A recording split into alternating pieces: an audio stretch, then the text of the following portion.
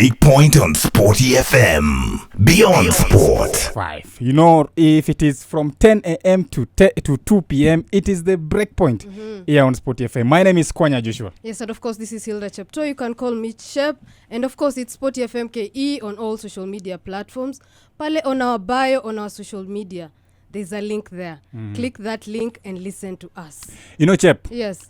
Today we are starting on a very, very inspirational mode. That's the best way to start a Monday. Leo hatuna banta. Nilikuwa nimeplan kubanta maneno ya gore, but now we're just starting from a high note. Save that for another time. Yes, I have to pack it. Because yes, right now we are joined by the Kenya Pipeline Corporation Managing Director, yes, Joe Sang. Yes. And someone is now asking themselves, what does an MD of a corporation has to do with a sports station? And he's in Sporty FM. Yes. Yes. So he has a very good initiative, and we call him the running CEO. Yes. Already has a nickname now. He's going to explain to us what that is all about. But karibu sana on Sporty FM. Thank you very much, and asante sana. Looking forward to this show. You know, Sporty FM is the only sports radio station in Kenya. Wow. Yes. Yeah, we just talk sports 24/7. I've heard about it, and it's a pleasure to be on a Monday morning. Yes, karibu sana. Thank you so much for joining us. Great. Now, someone hearing this for the first time, and when we hear MDs and CEOs, we always talk about boardrooms. Then, why should a CEO or an MD decide just to run?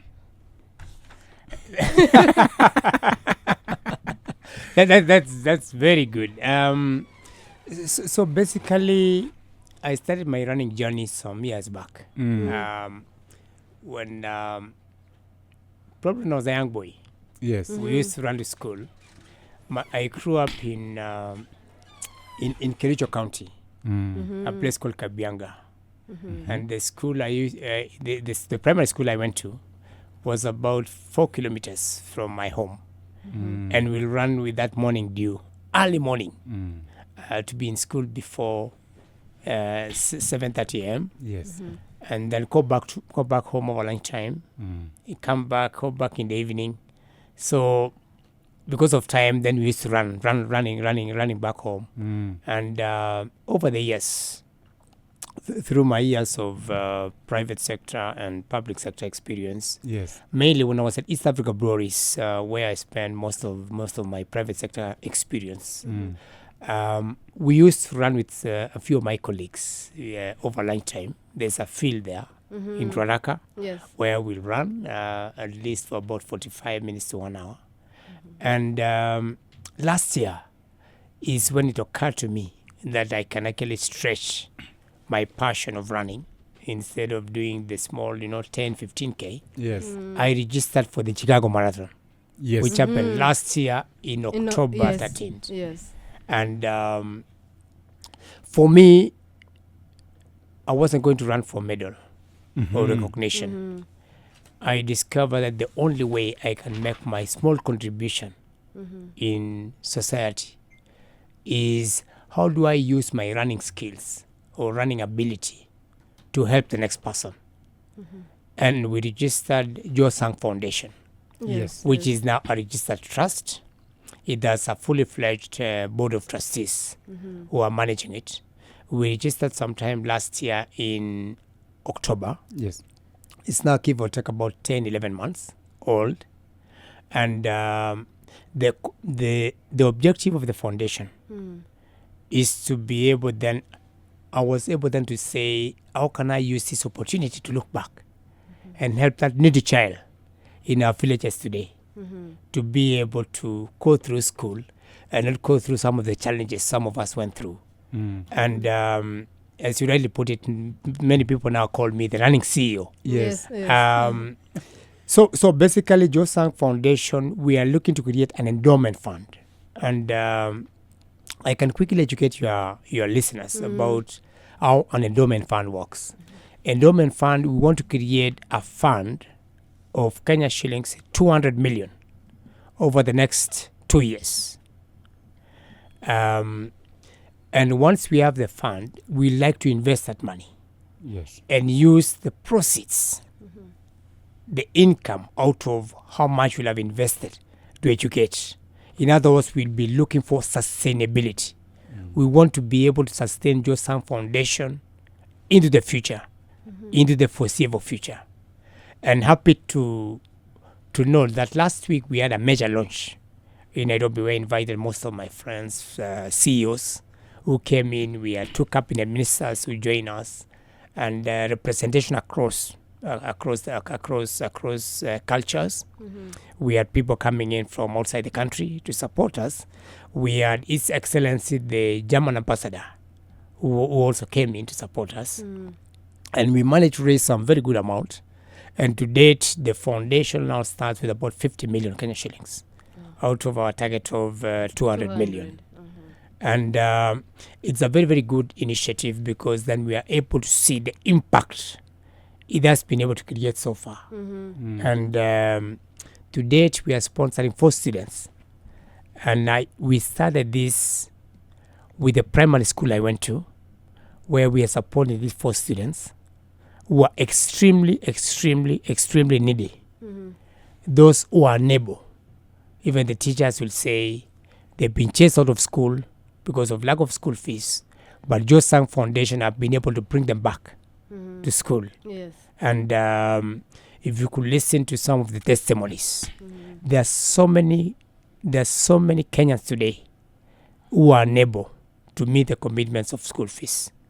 And Josang Foundation then is that helping hand to be able. Then we started with that school where I went, called Cap Muscle.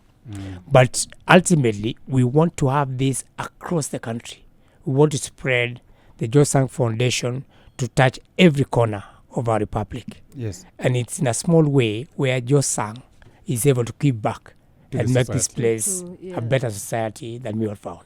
Wow. Wow, fantastic. That's a very good background Yes, you've given to it- start from. exactly. And then someone might be asking, you ran in the Chicago Marathon last year. You're now planning to run in the Berlin Marathon on the 21st of this month. Someone then might be wondering or asking themselves, why these marathon outside there and not the Nairobi half marathon or the marathons that happen within the country? Good question. So I do participate. I actually did the Nairobi Marathon in was about a month ago, Yes. Yes. where we had it in Nairobi. I did 21K with a time of 1 hour 31 minutes, which is incredible. Yes. And the reason I've chosen to run in the majors is because of the awareness. Our friends outside the country who want to feel that by participating in an international marathon, you are able to attract more funding in terms of. So our friends who've committed, and they're saying, for every kilometer that you commit to run, we'll be able to support that child in school. Yeah, so people are putting in money for every kilometer. People are putting, for instance, the German ambassador has given me a challenge. And he has said, because my target is to do 3 hours. The challenge he has given me is for every minute that is going to go below the 3 hour mark, he'll be able to support in terms of that school, the Cap Muscle. He'll be able to support in terms of the game kit. Game kits, yes. Yeah, he'll be able to provide balls. So my target now, more than motivated than ever before, to be able then to impact even more. Yeah, because what you have said, you want to run sub 3 hours. I don't know, currently, what is your personal best? Good question. My personal best was actually last year in Chicago, where I did 3 hours 7 minutes. And this was my first 42K. So this will be my second, Yes. where I need to shade off over 7 minutes. 7 minutes, yes. And as you all know, the sports fans will tell you, shading off even 1 minute is not easy. It's not easy. It will require a lot of dedication, a lot of learnings from Chicago Marathon to be able to bring into Berlin. And one of the key learnings for me is being able to pace it nicely. I think one of the things probably I didn't do well on reflection Yes. is my first 21 was about 1 hour 25, which was a very fast pace.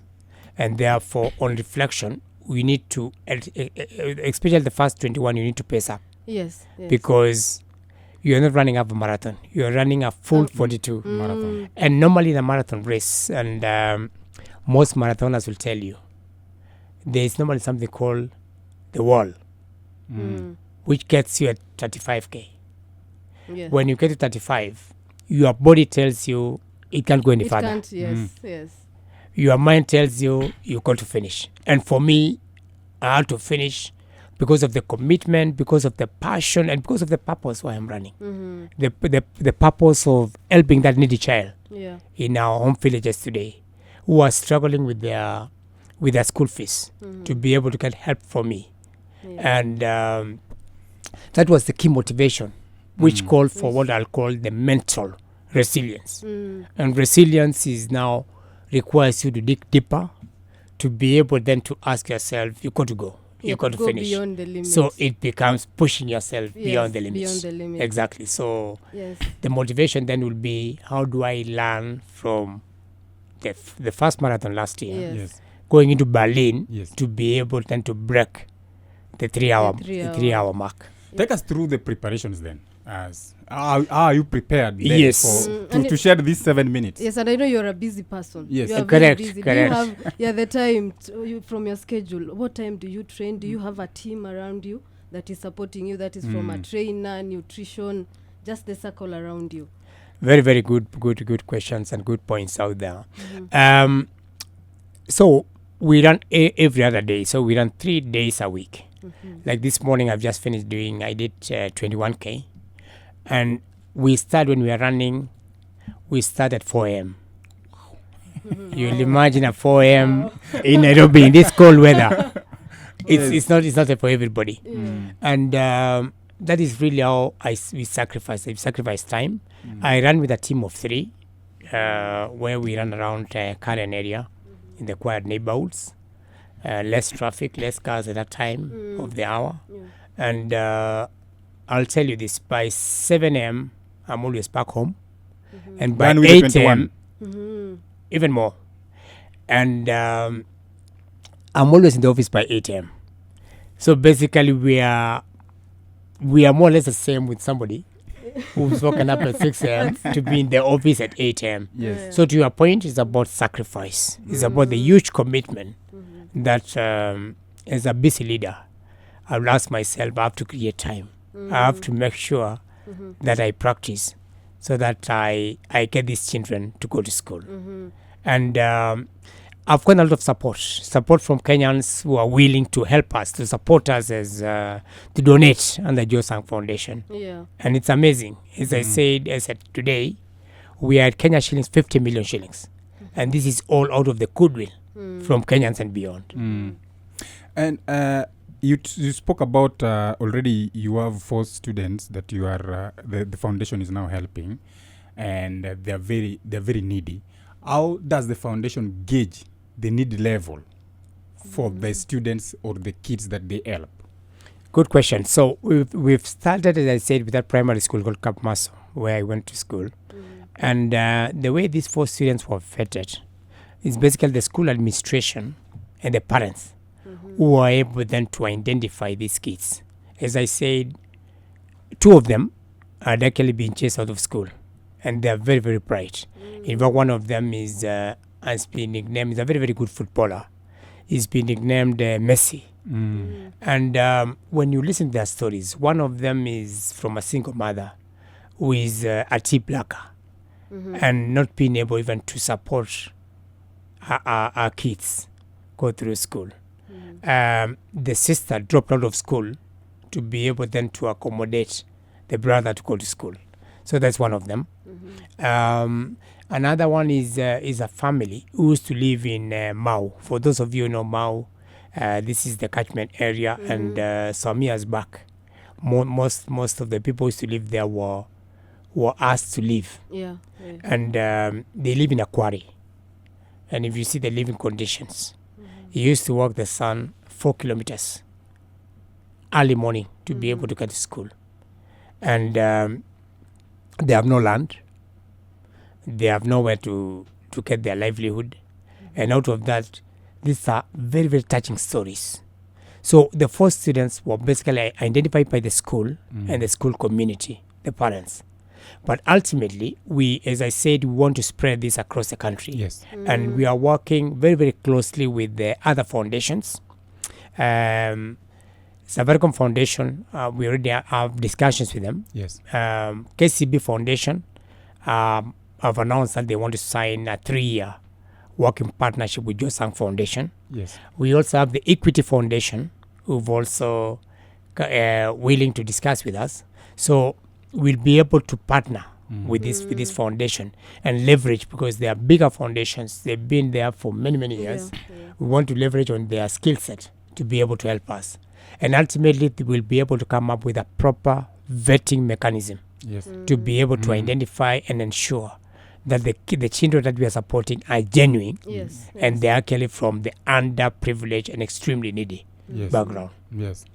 And that also reminds me of something to do with, now, if you get a kid from the primary level, do you then go with them to the secondary, to the university, until they finish their school journey, until they get to the university levels, or you just leave them from primary, then it ends there? That's a very, very good question. And as I said earlier, we are looking at Josang Foundation, we are looking at sustainability. And we'll actually be supporting these kids from primary all the way to university. Because you'll agree with me, it doesn't help to sponsor a child or a student Yes. to go through primary school, and then when they get to secondary, they can afford. Yeah. Or you sponsor them at secondary school, and when they get to university, they can afford. So we are looking at the end-to-end in the sense of, once we pick these students from primary or secondary, we'll want to see them through the university. And I'll give you a very, very touchy example of one boy, a 5-year-old boy. As you recall, about 3 weeks ago, Yes. 3 to 1 month ago, there was a terrible accident that involved a cargo train in Naivasha, a place called Morendat, Yes. Yes. with our staff train, Yes. where we lost nine people. 4 were employees of Kenya Pipeline, 5 were employees of a third-party contractor. Yes. And out of the 9, there was a lady, a single mother, who had one child, a 5-year-old boy. This boy has been left alone. And Josang Foundation has actually picked on this boy to be able to support him go through his entire school. So remember, it's a 5-year-old. Yeah. And we are looking to support this child because now he's an orphan. He's a 5-year-old boy. We want to support this boy from where he's going to start school all the way to university. Level. Yeah, and that's about Josang Foundation. It's about identifying those extremely needy cases. And someone may ask me why. Why are you supporting this young boy? It so happened that this story was so touching, you know. This is the only child.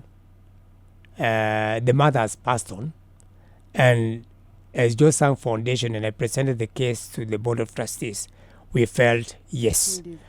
this is one of those where Who we need to deserves. support. Yes. Yeah, he really deserves. Deserves. And we are willing to support him in whichever school he's going to go to.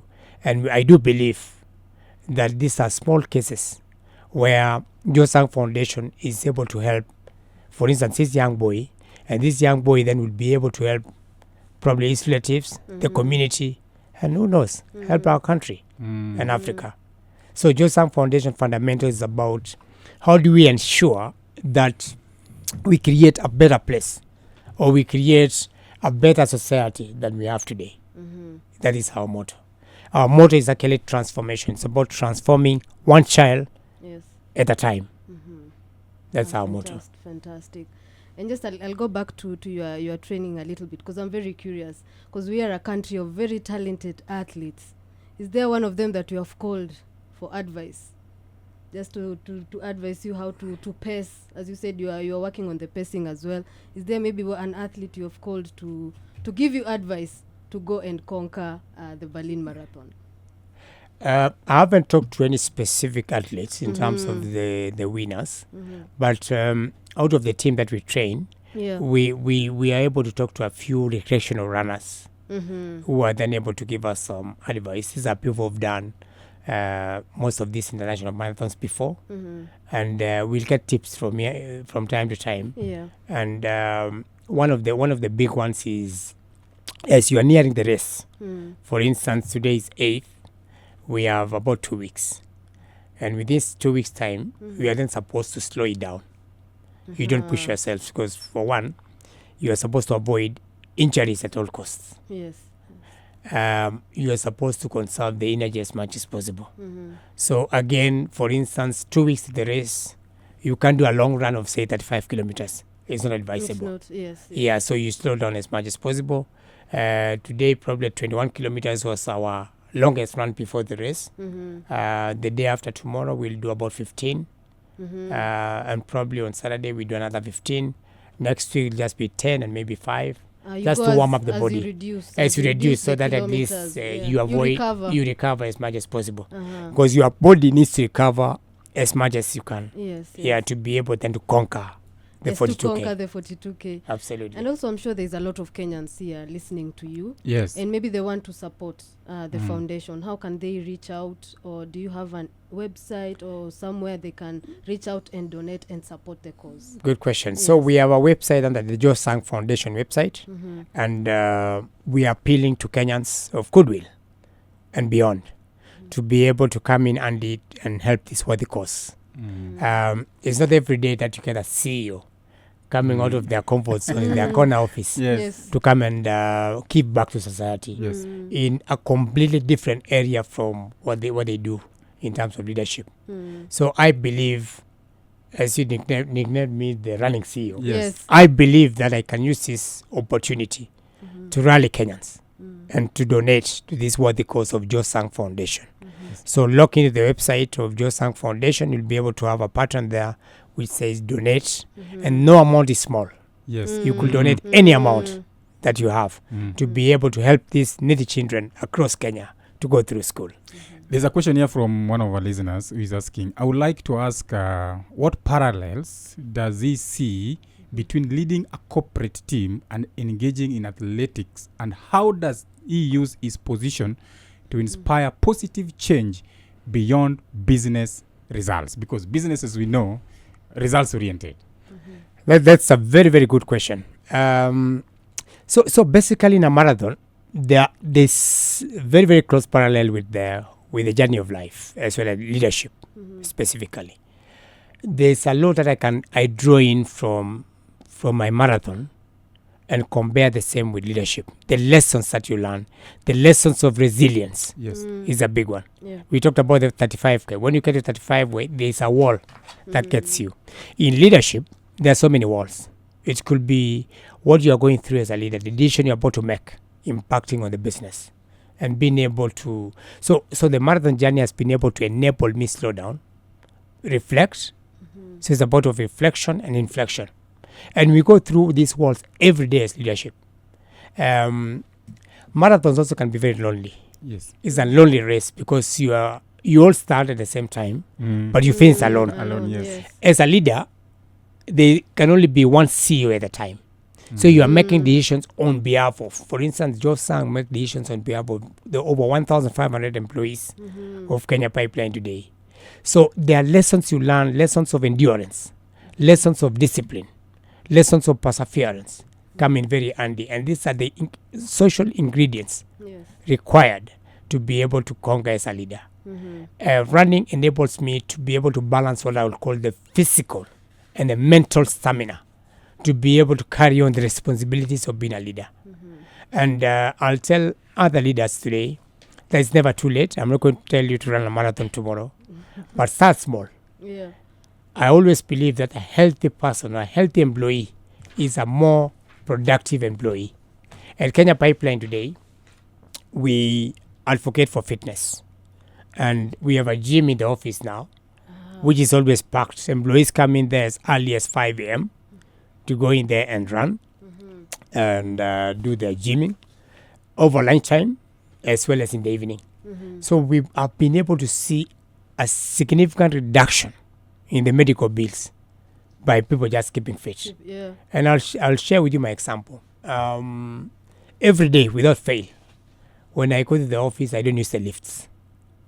My office is on 6th floor. So I'm able to work from the basement all the way to 6th floor. And that has enabled me now to relate more, say hi to employees as I go up. And I've seen a number of us today at Kenya Pipeline not using the lifts. So that is just an example. A new culture. I've introduced sort of a new culture and a culture of openness, because I have colleagues, we do gym together. I have colleagues, we run together, and being able to, they are able then to share their issues that they are feeling in a more relaxed environment. So in a way, running has also given me that opportunity, or sports in general, it's given me an opportunity to be able to relate more with my colleagues. Bwana MD, as we finalize, because I know we are pressed of time, this initiative, there are so many of these foundations are always involved in initiative like WASH, that is water and sanitation, food. Why then education? Yeah, that's a very, very good question. Why education? As I said, for me, I used to run the school, and when I reflect, I realize that's a sport which I can relate to. I'm also a very, very good golfer. I'm an avid golfer of single handicap, but I've decided to use running, which is the thematic area of education, because if it tells a story to me in terms of the journey I've come from, the running to school, and being able then to use that to be able then to give back in terms of education. And you're right, there are so many other thematic areas which someone can choose. Yes. And for me, I've selected education because that's the one which is closer to my heart. And as you know, you can't pick on everything. You select on one area and you work on it. Practice on it, perfect it. As we said, we want to create a sustainable Josang Foundation that is going to be outlive all of us. It's going to be here in 1,000 years.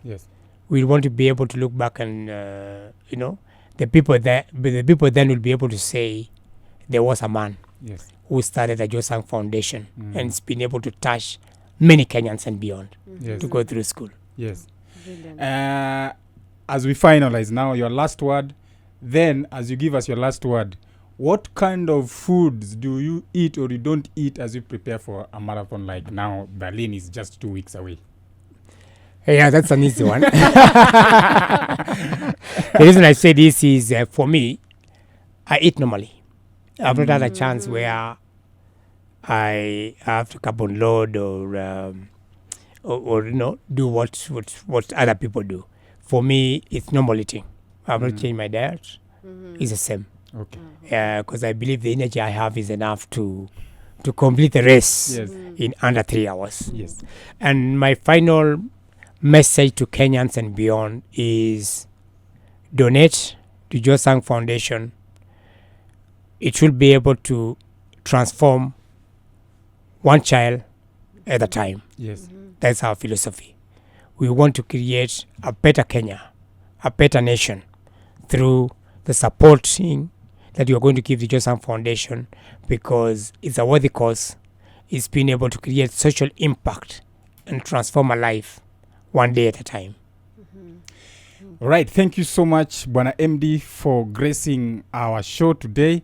Hope after you have hit the sub 3 hours, you shall come back and give us the experience. I appreciate it. I'll make sure I come back. Yes, please. And let's support Josang Foundation. Pray for me.